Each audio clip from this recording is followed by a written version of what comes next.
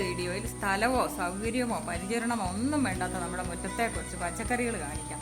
നടുമ്പോൾ ഒന്ന് ശ്രദ്ധിച്ചാൽ മുറ്റത്തിന് ഭംഗിയാകും, അടുക്കളയിൽ കറിയാകും. ഇതാണ് ടാരോ അല്ലെങ്കിൽ ചേമ്പ് വർഗത്തിൽപ്പെട്ട ഒരു ചെടിയാണിത്. ഇതിന്റെ തണ്ടു ഇലയാണ് ഭക്ഷ്യയോഗ്യം. കിഴങ്ങുണ്ടാകാറുണ്ട്, കിഴങ്ങ് സാധാരണ എടുക്കാറില്ല.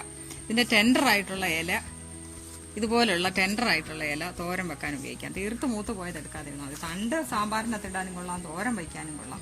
ടേസ്റ്റിയാണിത്. ഇത് വയ്ക്കാൻ ഒരു ബുദ്ധിമുട്ടും ഇല്ല. ഇത് ഏത് മണ്ണി വേണേലും വളരും. ഗ്രോ ബാഗിലും വളരും, നിലത്ത് വെച്ചാലും വളരും. വലിയ വളം ഇട്ടില്ലെങ്കിലും കുറച്ച് വെള്ളം ഒഴിച്ചു കൊടുത്താൽ മതി. വേനക്ക് ഗ്രോ ബാഗിലാണെങ്കിലും വളരും. ഒരു പരിചരണം വളം വലിയ കാര്യമായിട്ട് ഒന്നും ഇട്ടില്ലെങ്കിൽ പോലും അത് വളരും. തോരൻ വയ്ക്കാൻ നല്ലതാണ്. അതിന്റെ അടുത്ത വേറൊരു ടൈപ്പാണ്, സെയിം ചേമ്പ് വർഗത്തിൽപ്പെട്ടത് തന്നെയാണ്. പക്ഷേ ഇതിന്റെ സ്റ്റെം ഗ്രീനാ, മറ്റേത് വയലറ്റ് ആയിരുന്നു. ഇതിന്റെ സ്റ്റെം ഗ്രീനാണ്, ഇലയ്ക്കും കുറച്ച് വ്യത്യാസമുണ്ട്. ഇളം പച്ച കളറാണ്. ഇതിന്റെയും ഇല അതേപോലെ തന്നെ, ഇതിന്റെ ഇലയും തണ്ടും ഉപയോഗിക്കാൻ കൊള്ളാം. തണ്ടൊക്കെ സാമ്പാറിലിടാനും അവിയലിനിടാനും ഒക്കെ കൊള്ളാം. ഇതാണ് കുറച്ചുകൂടി ടേസ്റ്റി ആയിട്ട് തോന്നിയിട്ടുള്ളത് ഈ വയലറ്റിനേക്കാളും. ഇതിനുള്ള പ്രാധാന്യം എന്ന് പറഞ്ഞാൽ ഇത് വെച്ചാലുള്ളത്, ഇതൊരു ഭംഗിയുണ്ട്, എവിടെ വേണേലും വെക്കാം. വലിയ സൂര്യപ്രകാശം വേണ്ട, എന്നാൽ ലീഫി ആയിട്ടുള്ള വെജിറ്റബിൾ ആയതുകൊണ്ട് സൂര്യപ്രകാശം കുറച്ച് ഉള്ളിടത്ത് വെക്കുന്നതാണ് നല്ലത് കറി വെക്കാൻ. എവിടെ വേണേലും നമുക്ക് വയ്ക്കാം. ഒരു അലങ്കാര ചെടിയായിട്ട് വേണേലും വയ്ക്കാം. എന്നിട്ട് മുറിച്ച് കറി വെക്കുകയും ചെയ്യാം. കുറച്ച് എവിടെയെങ്കിലും വല്ല സ്റ്റെയറിനടുത്തോ അങ്ങനെ ഒത്തിരി സൂര്യപ്രകാശം കിട്ടിയാലും വലിയ പരിചരണവും വേണ്ടാതെ വേണമെങ്കിലും കുറച്ച് അടുപ്പിച്ചിത് കുറച്ചെണ്ണം വെച്ചാൽ കാണാനും ഒരു ഭംഗിയാണ്.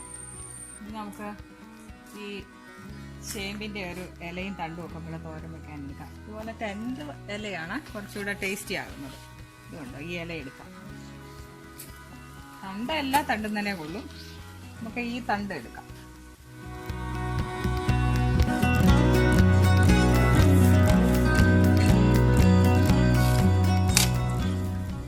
ഇലയും എടുക്കാം.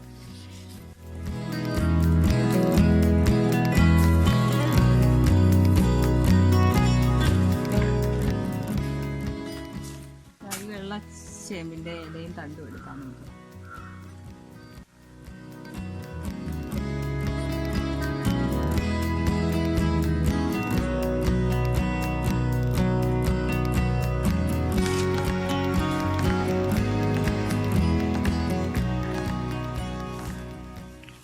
ഇനി ഇതാണ് പൊന്നാരി വീരൻ. പൊന്നാരി വീരൻ എന്നാണ് ഇതിവിടെയൊക്കെ പറയാറ്. ഇതിന് ഒരു പരിചരണവും വേണ്ട. ഇതിന് എവിടെ നട്ടാലും ചട്ടിക്കകത്ത് വയ്ക്കാം, ഗ്രോബാഗിലും വയ്ക്കാം. ചട്ടിക്കകത്തായിരിക്കും കുറച്ചുകൂടെ വില ഉള്ള വേരൊക്കെ ഉള്ളതാണ്, അതുകൊണ്ട് ചട്ടിക്കകത്ത് വയ്ക്കുമായിരിക്കും ഗ്രോബാഗിനേക്കാളും നല്ലത്. ഇതും എവിടെ വേണമെങ്കിലും നിലത്തും വയ്ക്കാം. വലിയ വളപ്രയോഗവും വേണ്ട. വേനക്ക് വലിയ വെള്ളം ഒഴിച്ചില്ലെങ്കിൽ പോലും ഇത് ഉണങ്ങി പോകാറില്ല. ഇതിന് കറി വെക്കുന്നത് ഇതിന്റെ ടെൻഡറായിട്ടുള്ള ഈ നാമ്പ് മുറിച്ചാണ്, അടർത്തിയാണ്. എന്നിട്ട് അതിന്റെ ഇല എടുത്ത് ആ നാമ്പ് സഹിതം അതും കൂടി എടുത്ത് ഒടിച്ചെടുക്കുക. ഇതിന്റെ നാമ്പ് ടെൻഡറായിട്ടുള്ള ഈ ബഡ്സ് ആയി കഴിയുമ്പോൾ ഇത് മുറിച്ചതാണ്. ഇതിന്റെ ബഡ്സ് ഒടിച്ചെടുത്ത് തോരൻ വയ്ക്കാം. അത് വീണ്ടും ഇഷ്ടം പോലെ ഉണ്ടായിക്കോളൂ അതിൽ. പിന്നെ ഇതിന് മഴക്കാലം അല്ലെങ്കിൽ മഞ്ഞ കളറുള്ള പൂവും ഉണ്ടാവും. അതും കൂടി പറിച്ചെടുത്ത് ഇതിന്റെ കൂടെ അരിഞ്ഞു വെക്കാവുന്നതാണ്. ഇത് നല്ല രുചിയാണ് ഇതിന്റെ തോരന്. ഇത് വയ്ക്കാൻ ഒരു ബുദ്ധിമുട്ടില്ല. ഇതിലൊരു സീഡും ഉണ്ടാകും, ചെറിയ പയറ് പോലെ കറുത്ത സീഡ് ഉണ്ടാകും. അതിട്ടാൽ ഇത് തൈയും ഉണ്ടായിക്കോളും. ഇതിന് ചോട്ടിൽ തന്നെ ഇഷ്ടംപോലെ തൈ ഉണ്ടായിക്കോളൂ. ഒരു തൈ എവിടുന്നെങ്കിലും കൊണ്ടുവച്ച് കഴിഞ്ഞാൽ പിന്നെ വിത്തുണ്ടായി വീണ്ടും ഉണ്ടായിക്കോളൂ ഇഷ്ടം പോലെ. അതും ഒരു 3-4 എണ്ണം ഉണ്ടെങ്കിൽ 3-4 എണ്ണം മതി. നമുക്ക് ഇഷ്ടം പോലെ കറി വെക്കാൻ കിട്ടും. എളുപ്പത്തിൽ വയ്ക്കാവുന്ന ഒരു വെജിറ്റബിളാണ്, ലീഫി വെജിറ്റബിളാണിത്.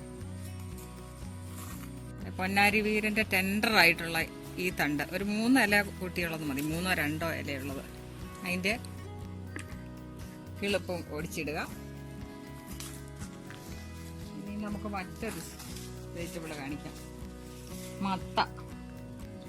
മത്ത ചെറിയ സ്ഥലത്തൊക്കെ വെച്ചാൽ കായ ഉണ്ടാകുകയില്ല, എന്നാലും അതിന്റെ ഉപയോഗം എന്താണെന്ന് പറയാം. അങ്ങനെ വെച്ചാൽ മത്തയ്ക്ക് പരിചരണമൊന്നും വേണ്ട എന്ന് പറഞ്ഞാൽ ശരിയാകുകയില്ല. പക്ഷേ നമ്മുടെ ഇവിടുത്തെ ഈ മത്തയ്ക്ക് പരിചരണമൊന്നും വേണ്ട. അതായത് നമ്മൾ മത്തങ്ങയ്ക്ക് വേണ്ടിയല്ല ഈ മത്ത വയ്ക്കുന്നത്. പരിചരണം ഇല്ലെങ്കിൽ മത്തങ്ങ ഉണ്ടാകുകയില്ല.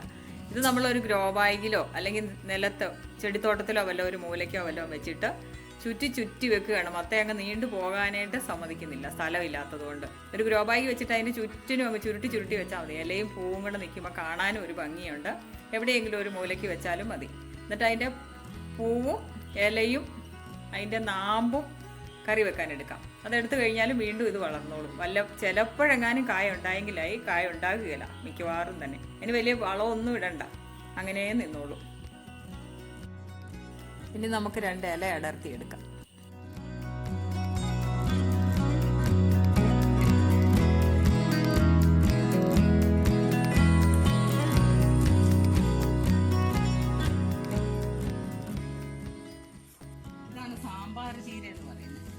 വളരെ ടെൻഡറായിട്ട് തണ്ടുള്ളതാണ്. ഇതും എവിടെ കൊണ്ടിട്ടാലും ഇതിന്റെ തണ്ട് മുറിച്ച് വെച്ചാൽ പിടിക്കുന്നതാണ്. ഇതിന്റെ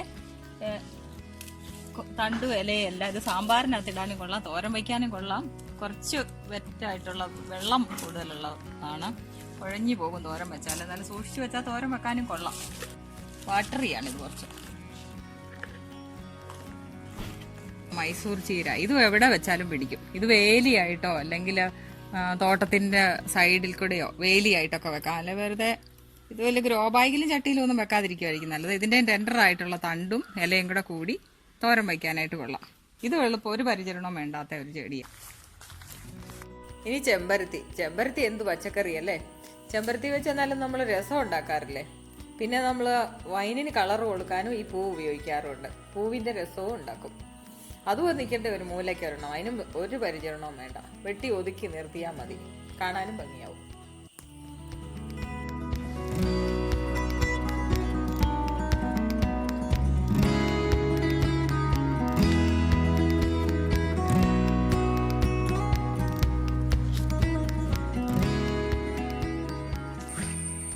ഇനി നമുക്ക് ഇതെല്ലാം കൊണ്ടുപോയി ഒരു മിക്സ് തോരൻ ഉണ്ടാക്കാം. ഇതെല്ലാം കൂടെ ഒരുമിച്ച് അരിഞ്ഞൊരു തോരൻ അങ്ങനെ ഉണ്ടാക്കാം. അധികം ഇലയൊന്നും ഇല്ലെങ്കിൽ, കുറച്ചേ ഉള്ളെങ്കിൽ, കുറച്ച് സ്ഥലമുള്ളിടത്ത് കുറച്ച് ചെടിയിലേ വെക്കാൻ പറ്റുള്ളൂ. അപ്പം എല്ലാ ചെടിയുടെയും കൂടെ ഓരോ ഇലയും ഇരുണ്ട ഇലയൊക്കെ പറിച്ച് വെച്ചോ ഒരുമിച്ച് ഒരു മിക്സ് തോരൻ ഉണ്ടാക്കാം.